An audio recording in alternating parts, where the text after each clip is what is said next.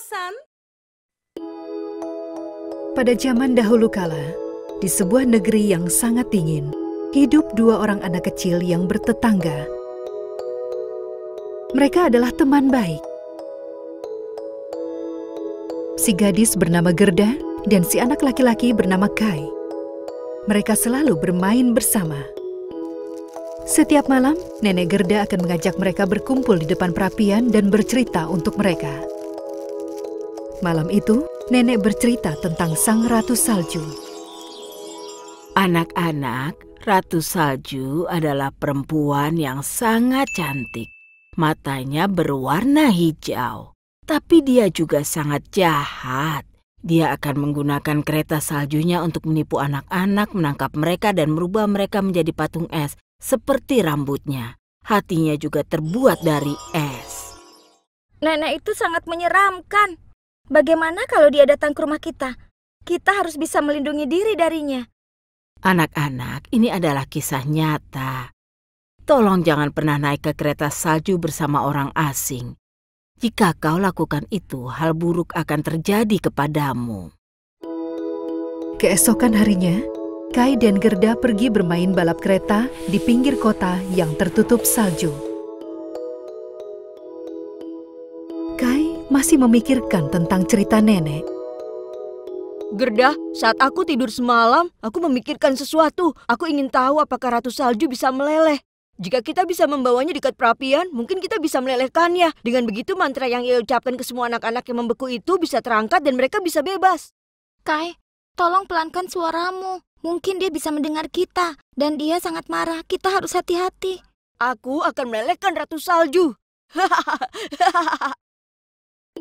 Faktanya adalah, Ratu Salju bisa dengarkan apapun termasuk bisikan dari manapun.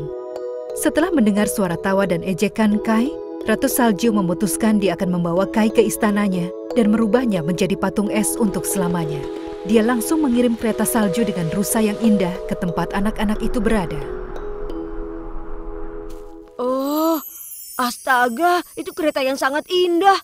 Menurutmu kita harus naik dan mencobanya, Gerda? Menurut cerita, Ratu Salju juga memiliki kereta, tapi tidak mungkin yang ini. Lihat betapa indahnya ini.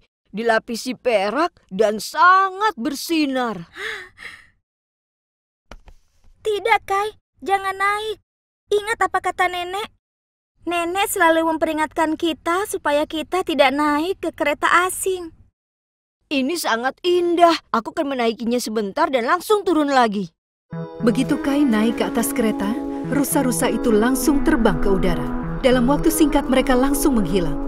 Ratu Salju sedang membawanya ke istananya.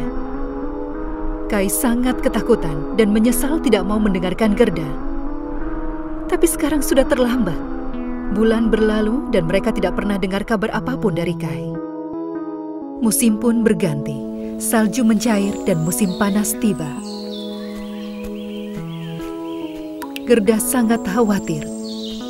Jadi dia pergi untuk menemui neneknya. Nenek, aku akan pergi mencari Kai. Aku sangat mengkhawatirkannya dan aku sangat merindukannya. Kumohon biarkan aku pergi. Dengan satu syarat, Gerda. Aku sangat mempercayaimu dan kau gadis yang pemberani, tapi aku memiliki cermin ajaib dan aku ingin kau membawanya. Apa gunanya cermin ini untukku, Nenek? Saat kau berhadapan dengan Ratu Salju, buat dia melihat ke dalam cermin ini. Hanya saat itu kau akan tahu apa gunanya. Gerda memasukkan cermin itu ke dalam tasnya dan pergi. Saat dia melewati hutan, dia menemui sebuah rumah kecil. Dia mengetuk pintu karena dia sangat lelah dan ingin istirahat sebentar. Seorang wanita tua baik hati membukakan pintu.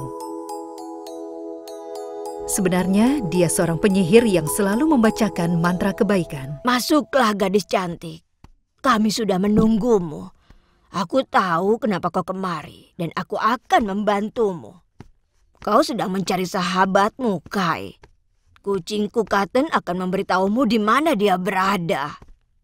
Benarkah? Terima kasih banyak. Gerda langsung mendekati Katen yang sedang berbaring di atas bantal di samping perapian. Katen sayang, bagaimana caranya aku bisa menemukan temanku Kai? Miau.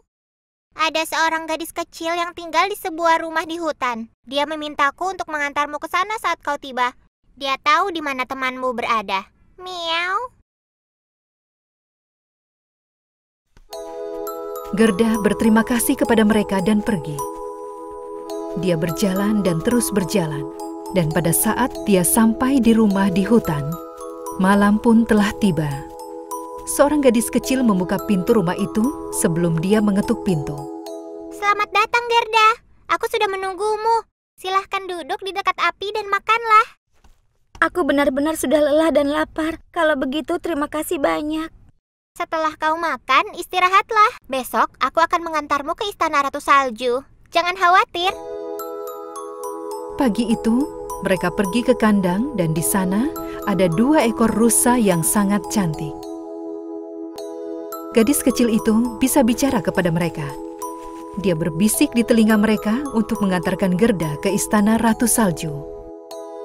Langsung saja mereka persiapkan kereta yang sangat indah. Aku tidak tahu bagaimana caranya berterima kasih karena sudah membantuku.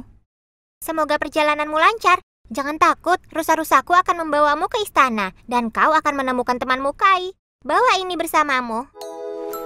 Gerda pergi dengan rusa yang menarik kereta.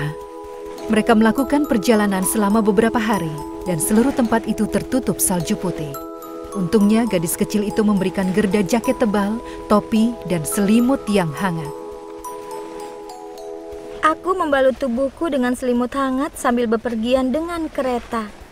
Aku akan sangat senang jika aku bisa melakukan ini bersama Kai. Semoga kami bisa melakukannya dalam perjalanan pulang.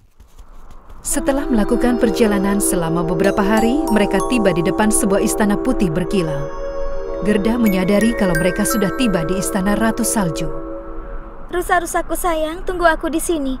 Aku akan mencari temanku dan kembali lagi ke sini. Dia langsung masuk ke dalam istana. Semuanya terbuat dari es dan dilapisi oleh untayan es. Dia menjelajahi istana itu, tapi tidak ada siapapun di sana. Kai! Kai! Di mana kau? Kai! Aku tidak bisa menemukanmu. Suaranya menggema di dalam istana yang kosong. Saat akhirnya dia membuka pintu sebuah ruangan di lantai atas. Tiba-tiba dia melihat Kai. Dia berdiri seperti patung di tengah-tengah ruangan. Kai! Kai! Bangun! Bicaralah padaku. Aku benar-benar merindukanmu, teman. Aku akhirnya bisa menemukanmu. Dia menangis dan menggosok-gosok berusaha melelehkan es itu. Dia menangis dan menangis sampai air matanya melelehkan es yang menyelubungi tubuh Kai.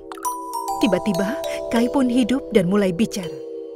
Gerda, aku tahu kau akan datang mencariku. Aku juga sangat merindukanmu dan aku sangat senang bisa bertemu denganmu. Kita akan bicarakan soal itu nanti, Kai. Kita harus pergi dari sini sekarang juga. Saat itu, Ratu Salju kembali ke istananya dan masuk ke dalam ruangan tempat mereka berada. Dia sangat mengerikan. Gerda akhirnya bisa melihatnya untuk pertama kali. Dengan rambut putih panjang dan mata hijaunya itu, Ratu Salju adalah wanita yang cantik. Ratu Salju mulai berteriak marah. Beraninya kau memasuki istanaku tanpa izin dan melelehkan patungku. Sekarang giliranmu, kau yang meminta ini. Kau juga akan menjadi salah satu patungku. Gerda sangat ketakutan. Tapi dia tahu dia harus bisa menghadapi Ratu Salju. Tiba-tiba dia ingat dengan cermin yang diberikan oleh neneknya. Aku tidak pernah melihat seseorang secantik dirimu. Tapi sayangnya hatimu sama sekali tidak cantik. Aku merasa kasihan padamu. Kau bisa mengubahku menjadi patung es jika kau mau. Tapi nenekku memberikanku sebuah cermin. Bisakah kau melihatnya sebentar? Berikan cermin itu kepadaku. Kenapa dia memberikan cermin ini kepadaku? Ratu Salju mengambil cermin itu dari tangannya dan sangat kaget. Karena bayangan di cermin itu adalah ketika dia masih anak-anak. Dia gadis kecil yang cantik dengan rambut pirang panjang dan bermata hijau. Oh astaga, apa yang terjadi? Pada saat itu, ada kepulan awan mengelilingi Ratu. Dia berubah menjadi semakin kecil dan berubah menjadi seorang gadis kecil yang cantik. Sebuah keajaiban. Itu adalah sebuah cermin ajaib. Mereka yang memandang cermin itu bisa melihat diri mereka sendiri. Sepertinya Ratu Salju memiliki masa kecil yang menyedihkan karena tidak ada yang mau bermain dengannya. Suatu hari, seorang penyihir berkata kepada Ratu Salju, "Kau harus menghukum mereka," dan bertanya apakah dia mau balas dendam kepada mereka yang tidak mau bermain dengannya. Karena mengalami masa kecil yang sedih, dia buat keputusan yang salah. Penyihir itu mengubahnya menjadi Ratu Salju dan mengisi hatinya dengan kejahatan. Cermin itu telah mengangkat kutukan itu, dan semuanya merasa sangat gembira. Terima kasih banyak. Sekarang aku sudah selamat. Hatiku sudah dipenuhi dengan kebaikan lagi. Kai dan Gerda pergi ke tempat rusa-rusa yang menunggu mereka. Mereka langsung berangkat pulang dan kembali ke kehidupan lama mereka.